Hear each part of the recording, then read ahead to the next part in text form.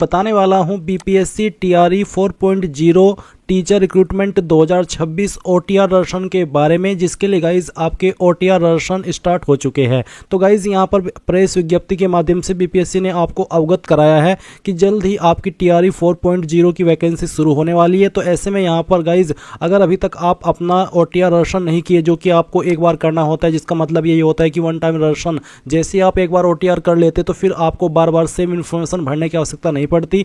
आप directly login करके कुछ ही मिनट के अंदर अपना फॉर्म कंप्लीट कर लेते हैं। तो अगर आपका पहले से बीपीएससी की वेबसाइट के ऊपर ओटीआर हो रखा है तो आपको कुछ करने की आवश्यकता नहीं है। अगर आपको उसमें कोई डिटेल्स मॉडिफाई करनी है बस वो कर लीजिएगा। और अगर आपका ओटीआर नहीं हुआ है बीपीएससी के इस वाले पोर्टल के ऊपर, तो गाइज कैसे आपको ओटीआर करना है उसकी जानकारी आपको इस वीडियो के अंदर दी जाएगी। तो वीडियो को आपको पूरा देखना है। चलिए शुरू के अंदर ही आपकी टीआरई 4.0 की वैकेंसी देखने को मिल जाएगी, जिसमें कि आपको बताया जाएगा कि इस डेट से लेकर उस डेट तक आप इस फॉर्म को भर पाएंगे। अभी के लिए यहाँ पर अगेन आपको मैं ये चीज़ बता रहा हूँ कि अभी आपको बोला है कि आप आपका ओटीआर कर लीजिए, जल्दी आपका नोटिफिकेशन आने वाला है। तो जब नोटिफिकेशन आए उस वक्त वेबसाइट का सर्वर डाउन हो जाता है। तो ऐसे में बीपीएससी पहले ही आपको कह रहा है कि आप ओटीआर करके रख लीजिए और फिर कम समय के अंदर अपना फॉर्म कंप्लीट कर लेना। तो ये चीज़ें आपको यहाँ पर समझ में आ गई। अब आपको ये जानने को मिलेगा कि कौन से लेवल पर क्या क्वालिफिकेशन चाहिए होगी जब आपका अप्लाई लिंक एक्टिवेट हो जाएगा। फीस क्या पे करनी होगी, पहले आपसे इतनी फीस ली जाती थी, बट रिसेंटली एक रूल आया था बीपीएससी के अंदर या बिहार की सभी गवर्नमेंट वैकेंसी के अंदर, जिसमें कि सभी कैटेगरी कैंडिडेट से मात्र 100 रुपये फीस ली जाती है।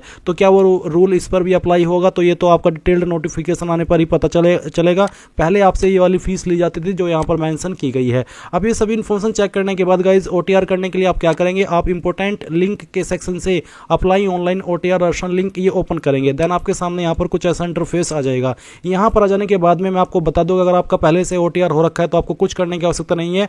आप डायरेक्टली लॉगिन करके आपकी ओटीआर डिटेल को मॉडिफाई कर सकते हैं। बट गाइज अगर आपका ओटीआर नहीं हुआ है तो गाइज आप इस पोर्टल के ऊपर ओटीआर कैसे करेंगे वो जान लीजिए। आप यहां पर देख सकते हैं लॉगिन के नीचे न्यू दर्शन वन टाइम दर्शन, आपको ये एक ऑप्शन देखने को मिलेगा। आप इसके ऊपर क्लिक करेंगे, देन आपके सामने इंस्ट्रक्शंस आएंगे। इन इंस्ट्रक्शंस को चेक करके आप क्लोज कर देंगे और फिर आपके सामने कुछ ऐसा इंटरफेस आ जाएगा। अब आप सबसे पहले यहाँ पर आपकी ईमेल आईडी डालेंगे जो कि आप रजिस्टर करना चाहते हैं। फिर आप गेट ओटीपी इसके ऊपर क्लिक करेंगे। आपकी ईमेल के ऊपर ओटीपी सेंड किया जाएगा। वो ओटीपी आप यहाँ पर इस वाले सेक्शन में डालेंगे और वेरीफाई ओटीपी कर देंगे। सेम वे में आप मोबाइल नंबर डालेंगे जो कि आप रजिस्टर करना चाहते हैं। गेट ओटीपी करेंगे, ओटीपी आएगा वो यहाँ पर डाल देना है और वेरीफाई ओटीपी इसके ऊपर क्लिक कर देना है। गाइज यहाँ पर मैं आपको बताना चाहूंगा कि जो आपके ओटीपी है ईमेल वाला, अगर आपको वो इनबॉक्स के अंदर नहीं देखने को मिले तो आपकी ईमेल के अंदर जो स्पैम फोल्डर है वो आपको चेक करना है। उसमें आपको आपकी ईमेल मिल जाएगी जहाँ पर ओटीपी दिया गया है। और जो आपने नंबर यहाँ पर डाला है इसमें ओटीपी वेरिफिकेशन के लिए,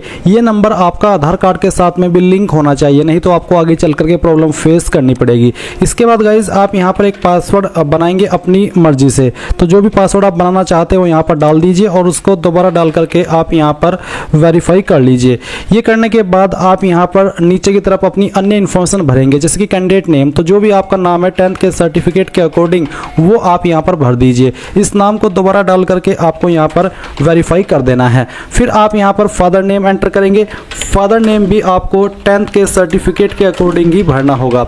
इस नाम को भी दोबारा डाल करके आप यहाँ पर वेरीफाई कर देंगे और सभी की सभी जानकारी इंग्लिश के कैपिटल लेटर में आपको फिल करनी है। इसके बाद यहाँ पर आपको माताजी का नाम देना है। माताजी का जो नाम है आपकी वो भी आपको इंग्लिश के कैपिटल लेटर में 10वीं के सर्टिफिकेट के अकॉर्डिंग भरना है। फिर जो आपकी डेट ऑफ बर्थ है वो भी आपको यहाँ पर 10th के सर्टिफिकेट के अकॉर्डिंग ही भरनी होगी। पहले आप यहाँ से जो भी आपका ईयर है बर्थ का वो सिलेक्ट कीजिए, जैसे कि मैं आपको यहाँ पर सिलेक्ट करके दिखाने वाला हूँ। फिर यहाँ से आपका मंथ और उसके बाद में डे, तो आपका डेट ऑफ बर्थ आ जाएगा। अगेन आपको यहाँ पर आपकी डेट ऑफ बर्थ सिलेक्ट करनी होगी और इसको वेरीफाई करना होगा। पहले ईयर, फिर यहाँ से आपका मंथ और उसके बाद में डे, तो आपका डेट ऑफ बर्थ आ जाएगा। फिर नीचे की तरफ आप देखेंगे जेंडर, आपको आपका जेंडर सिलेक्ट करना है। इसको दोबारा सिलेक्ट करके वेरीफाई करना है। आईडी टाइप में आपको कोई एक आईडी सिलेक्ट कर लेनी है, जैसे कि आधार कार्ड, पैन कार्ड या फिर ड्राइविंग लाइसेंस, जो भी आप देना चाहते हो वो आप सिलेक्ट कर ले। अगर आधार कार्ड सिलेक्ट किया है तो फिर आधार का नंबर डालिए। उस आधार नंबर को दोबारा डाल करके यहाँ पर वेरीफाई कर दीजिए। उसके बाद आपसे पूछा है which year did you complete your 10th matric, कौन से साल के अंदर आपने आपकी 10वीं कंप्लीट की है वो साल आपको यहाँ पर सिलेक्ट करना होगा। फिर what is the short name of 10th board, यानी कि आपका 10th का बोर्ड का नाम क्या है। IG, CSC, ICSC, CBSE, BSEB, IB state board. अगर आपका कोई अन्य स्टेट बोर्ड है तो आप वो सिलेक्ट कर लीजिएगा। उसके बाद यहाँ पर है what is your seat roll number of 10th matric, यानी कि 10वीं का जो रोल नंबर है वो क्या था वो आपको यहाँ पर एंटर करना होगा। स्टेट बोर्ड वो वो कैंडिडेट सेलेक्ट करेंगे जिन्होंने यूपी बोर्ड से, एमपी बोर्ड से या फिर किसी स्टेट के अन्य बोर्ड से अपनी 10वीं कंप्लीट की है। अगर आप बिहार बोर्ड से किए हो तो आप यहाँ पर बीएससी भी सेलेक्ट कर सकते हैं। इसके बाद आता है which year did you complete your 12th, किस साल के अंदर आपने 12वीं कंप्लीट की थी, वो सेलेक्ट कर लेंगे। What is your blood group, guys यहाँ पर ब्लड ग्रुप आप सभी से पूछे और ये ऑप्शन का आंसर करना भी अनिवार्य है। अगर आपको आपका ब्लड ग्रुप नहीं पता तो ऐसे में क्या करेंगे, या तो आप अपना ब्लड टेस्ट करा लीजिए, या फिर अगर आप अभी नहीं देना चाहते, आपको नहीं पता, तो आप यहाँ पर NA यानी कि नॉट अवेलेबल ये लिख दीजिएगा। पर अगर आपको यहाँ पर पता है कि आपका ब्लड ग्रुप क्या है तो आप यहाँ पर ब्लड ग्रुप लिख सकते हैं। उसके बाद what is your favourite sports person, आपका फेवरेट स्पोर्ट्स पर्सन कौन है वो आपको यहाँ पर एंटर कर देना है आपकी चॉइस के अकॉर्डिंग। तो जो भी है वो आप यहाँ पर लिख दीजिएगा। उसके बाद आप यहाँ पर जो कैप्चा है आपके सामने वो डालेंगे और रजिस्टर के ऊपर क्लिक करेंगे। अब यहाँ पर आपके सामने है कि are you sure you want to redirect to DigiLocker, तो आप यहाँ पर क्या डिजिलॉकर के लिए रिडायरेक्ट होना चाहते हैं, तो आप यहाँ पर यस करिए। यस करने के बाद में आपको डिजिलॉकर के ऊपर साइन किया जाएगा। अभी आप यहाँ पर डिजिलॉकर के ऊपर साइन इन करेंगे, तो किस माध्यम से साइन इन होना चाहते हैं वो आप देख लीजिए। रजिस्टर मोबाइल नंबर और पिन, या फिर यूजर नेम, या उसके अलावा पिन, या फिर अदर का ऑप्शन भी है जिसमें कि आप यहाँ पर कोई एक ID सेलेक्ट कर लेंगे, फिर उसका नंबर और फिर आपका पिन, और फिर यहाँ पर टिक करके साइन इन हो जाएंगे। पर गाइज अगर आपने इस डिजिलॉकर की जो वेबसाइट है इसके ऊपर अकाउंट बना करके नहीं रखा, आप फ्रेशर है, तो आप यहाँ पर साइन अप करेंगे। साइन अप करने के लिए आप यहाँ पर साइन अप के ऊपर क्लिक करके इस वाले इंटरफेस पर आएंगे। यहाँ पर आपको आपका मोबाइल नंबर डालना है जो कि आप रजिस्टर करना चाहते हैं, जनरेट OTP करना है, OTP वेरिफिकेशन होगा। उसके बाद में फुल नेम डालेंगे, आपका डेट ऑफ बर्थ सिलेक्ट कर लेंगे, जेंडर सेलेक्ट करेंगे, अपना यूजर नेम बनाएंगे अपनी मर्जी से, फिर एक पिन बनाएंगे और उस पिन को दोबारा डाल करके वेरीफाई कर देंगे। And then I consent to terms to use, इसके ऊपर टिक करके वेरीफाई कर देंगे। इसके बाद गाइज आपका डिजिलॉकर अकाउंट बन जाएगा और फिर वो जैसे ही बन जाए आप उसका इस्तेमाल करके यहाँ पर इसमें साइन इन हो जाइएगा। इसके बाद गाइज जो नंबर आपका डिजिलॉकर अकाउंट पर आपने रजिस्टर किया है उसके ऊपर एक OTP जाएगा, वो आप यहाँ पर डालिए और साइन इन इसके ऊपर क्लिक कीजिए। इसके ऊपर क्लिक करने के बाद में यहाँ पर प्रोसीड विद KYC, आपको आपका आधार नंबर डालना है और वेरीफाई इसके ऊपर क्लिक करना है। जैसे ही आपका यहाँ पर KYC हो जाए तो आप यहाँ पर रिटर्न टू BPSC ऑनलाइन इसके ऊपर क्लिक करेंगे और यहाँ से आप यस कर देंगे। यस करने के बाद में आपको यहाँ पर इसी वेबसाइट के ऊपर सेंड किया जाएगा। और अगर आप यहाँ पर डायरेक्टली मेन डैशबोर्ड पर नहीं पहुंच पाते तो आपको यहाँ पर इसमें लॉगिन वाले सेक्शन का इस्तेमाल करके लॉगिन हो जाना है, यानी कि आपको आपका रजिस्टर ईमेल या नंबर इस्तेमाल करना है, आपने जो पासवर्ड बनाया था वो डालना है और लॉगिन के ऊपर क्लिक करना है। इसके बाद यहाँ पर लॉगिन करने के लिए आप ये कैप्चा कोड डालेंगे और प्रोसीड के ऊपर क्लिक कर देंगे। इसके बाद गाइज यहाँ पर अगेन आपको बोला जा रहा है कि क्या आप डिजिलॉकर के लिए रिडायरेक्ट होना चाहते हैं, अगर हाँ तो यस, नहीं तो आप नो करेंगे। नो करने के बाद में आपके सामने यहाँ पर आपका डैशबोर्ड आ जाएगा, क्योंकि गाइज हम जो डिजिलॉकर का प्रोसेस है वो पहले ही कंप्लीट कर चुके हैं। तो अब आपके सामने यहाँ पर होम का इंटरफेस आएगा जैसे कि आप वीडियो में देख सकते हैं। अभी आप यहाँ पर प्रोफाइल क्रिएशन इसके ऊपर क्लिक करेंगे। इसके ऊपर क्लिक करने के बाद यहाँ पर कुछ जानकारी आपकी भरी हुई है और कुछ जानकारी आपको भरनी है, जैसे कि आपका जो हिंदी नेम है वो आपको यहाँ पर 1.2 में डाल देना है, यानी कि आपको आपका नाम हिंदी के अंदर लिखना है, जैसे कि मैं आपको यहाँ पर लिख करके दिखा रहा हूँ। अगर ये इसमें सही से नहीं आ रहा है, जैसे कि आप यहाँ पर वीडियो में देख सकते हैं कि सजेशन सही से नहीं आ रहे हैं, तो आप यहाँ पर खुद से आपका नाम कहीं और पर लिख करके उसको यहाँ पर पेस्ट कर सकते हैं। इसके बाद में यहाँ पर आपके सामने मैरिटल स्टेटस, तो मैरिड, अदर या फिर अनमैरिड, जो भी स्टेटस है वो आप सिलेक्ट कर लेंगे। इसको दोबारा सिलेक्ट करके आप वेरीफाई कर देंगे। फिर आप यहाँ पर नीचे की तरफ आएंगे और देखेंगे इसमें बॉडी आइडेंटिफिकेशन मार्क, आपकी बॉडी के ऊपर वो निशान जिससे आपकी बॉडी की पहचान होती हो, ये निशान आपकी बॉडी के ऊपर कहीं पर भी हो सकता है, उस निशान के बारे में आप यहाँ पर लिख दीजिएगा। ये लिखने के बाद में पूछे कि have you ever changed your name, क्या आपने कभी आपका नाम बदला है, अगर हाँ तो यस, नहीं तो आप नो करेंगे। अगर बदला है तो यस करने के बाद में जो आपने नाम बदला है, यानी कि बदलने के बाद जो आपका नाम हुआ है वो आप यहाँ पर लिखेंगे, नहीं बदला है तो आप नो कर दीजिए। फिर are you a citizen of India, तो आप इसमें यस कर देंगे कि हाँ मैं इंडिया का सिटीजन हूँ। फिर आपसे पूछा है कि क्या आप बिहार राज्य के स्थायी मूल निवासी है, अगर आप बिहार के मूल निवासी है तो आप यस करेंगे। और उसके बाद में आपसे पूछा है दोबारा से, इसको टिक करके आपको वेरीफाई कर देना है। फिर है रेसिडेंट सर्टिफिकेट नंबर, यानी कि जो आपका निवास प्रमाण पत्र है उसका जो सर्टिफिकेट नंबर है वो आपको डालना है और किस डेट में सर्टिफिकेट बना है वो डेट आपको यहाँ पर सिलेक्ट कर लेनी है। आपको आपका सर्टिफिकेट चेक करना है, उसके ऊपर ये डेट लिखी होती है।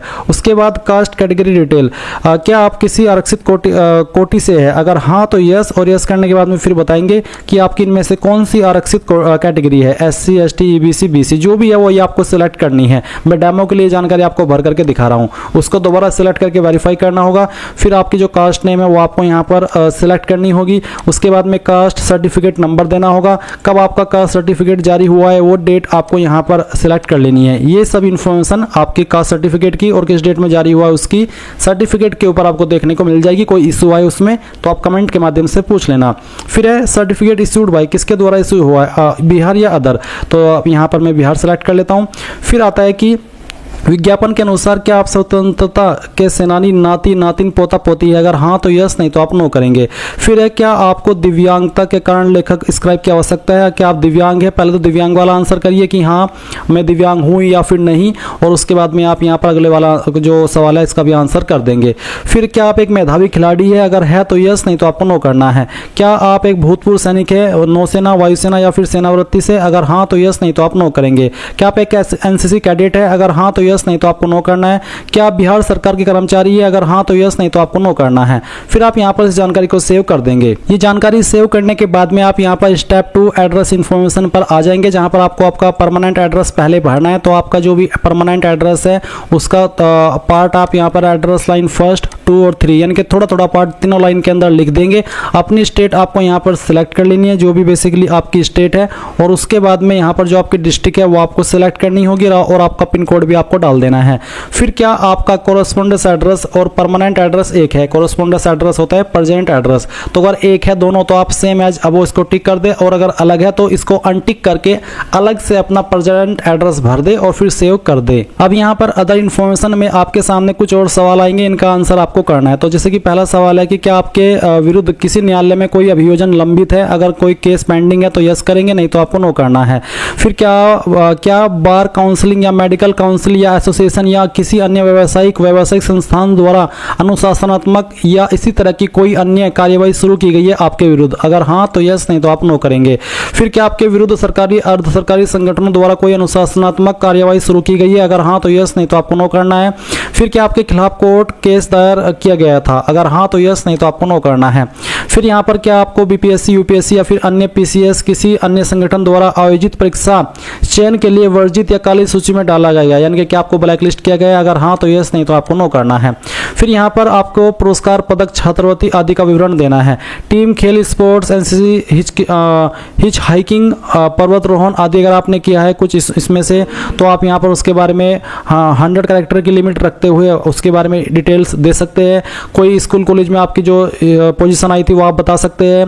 कोई अन्य आपने एक्टिविटी की हो उसके बारे में आप बता सकते हैं, नहीं तो आप इसको सेव कर दीजिएगा, कोई जानकारी भरने की आवश्यकता नहीं है। उसके बाद आप स्टेप 4 पर क्लिक करेंगे जो कि क्वालिफिकेशन इन्फॉर्मेशन। तो यहाँ पर आ जाने के बाद में आपको यहाँ पर अपनी जानकारी भरनी है। तो आप यहाँ पर नीचे की तरफ आएंगे और सबसे पहले आपको इसमें 10वीं की इन्फॉर्मेशन देनी होगी, तो आप 10th सेलेक्ट कर ले। उसके बाद में आपको यहाँ पर भी 10th सेलेक्ट करना है।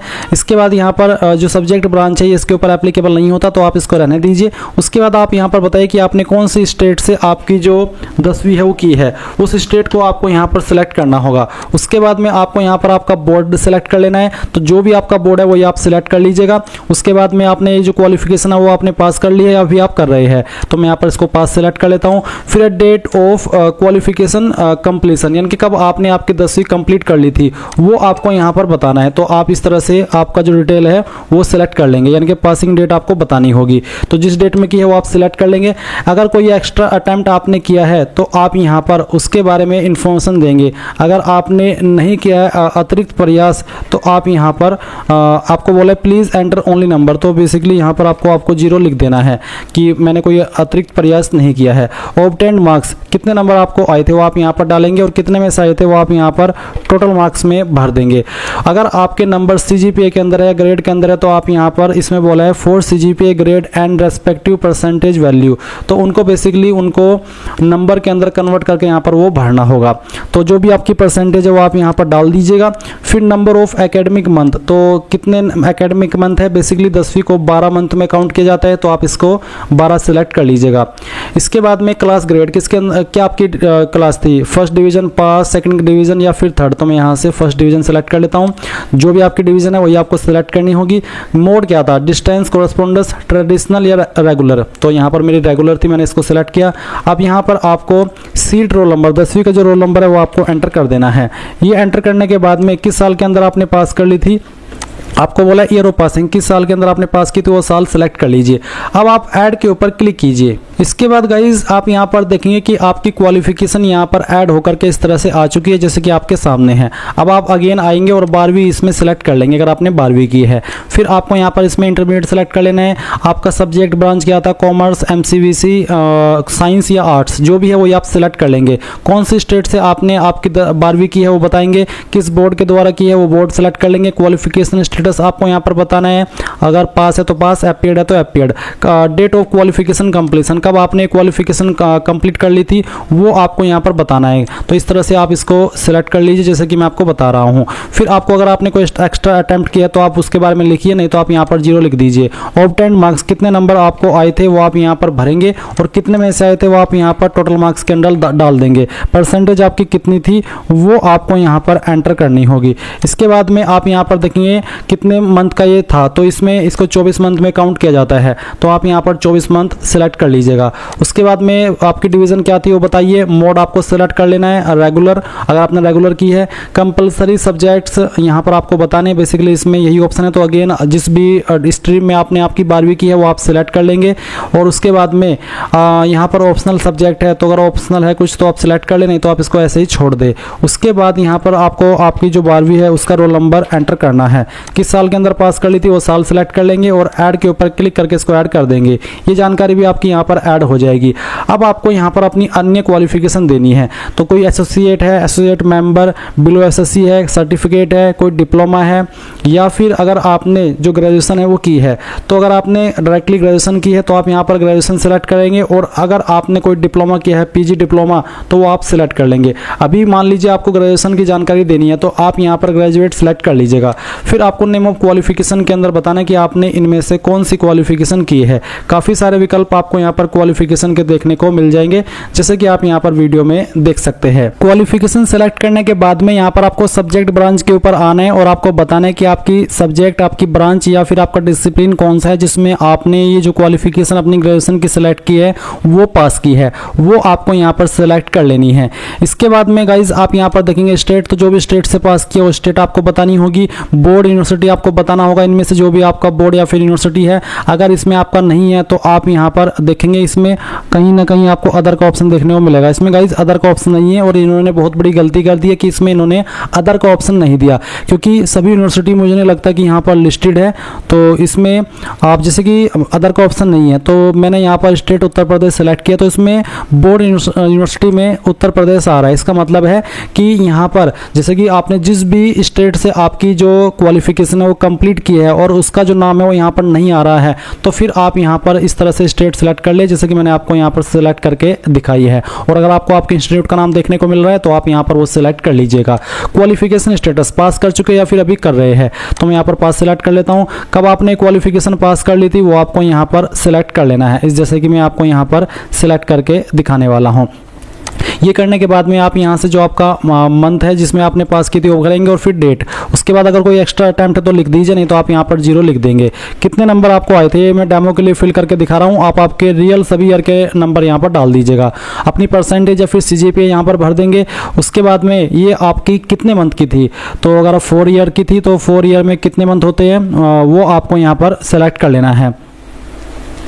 उसके बाद आप यहाँ पर आपकी क्लास ग्रेड सेलेक्ट कर लेंगे। फिर आपका मोड की किस मोड में आपने की है, कंपलसरी सब्जेक्ट एप्लीकेबल नहीं है। तो इसके बाद नेम ऑफ रजिस्टरिंग अथॉरिटी, तो इसमें से रजिस्टरिंग अथॉरिटी आपकी कौन सी है। अगर इसमें है तो आप कोई आपकी क्वालिफिकेशन के ऊपर रजिस्टरिंग अथॉरिटी एप्लीकेबल हो रही है तो आप सिलेक्ट कर ले, नहीं तो आप इसको ऐसे ही रहने दीजिए। फिर यहाँ पर है काउंसिल रजिस्टर नंबर, तो आप रजिस्टर नंबर दे दीजिए अगर आपके पास है, नहीं तो खाली छोड़ दीजिए। Date of renewal, seat roll number, तो आपका जो भी फाइनल ईयर का रोल नंबर था वो आप यहाँ पर एंटर कर दीजिएगा। किस साल के अंदर आपने पास कर ली थी वो साल आपको यहाँ पर सिलेक्ट कर लेना है। इसके बाद आप ऐड के ऊपर क्लिक कर देंगे। इसके बाद आप यहाँ पर जब एक्सपीरियंस के सेक्शन में आएंगे, अगर आपके पास एक्सपीरियंस है तो आप यहाँ पर यस करके उसकी जानकारी भर सकते हैं, जैसे कि एम्प्लॉयमेंट प्रेजेंट है या फिर पास्ट है वो आप बताएंगे। एम्प्लॉयमेंट टाइप बताएंगे, डिपार्टमेंट या इंस्टीट्यूट या ऑर्गेनाइजेशन बताएंगे जहाँ पर आपने काम किया है, और उसके बाद में क्या कार्यालय संस्थान बिहार क्षेत्र की परिधि में अवस्थित है वो आप बताएंगे यस नो में कि हाँ या फिर ना।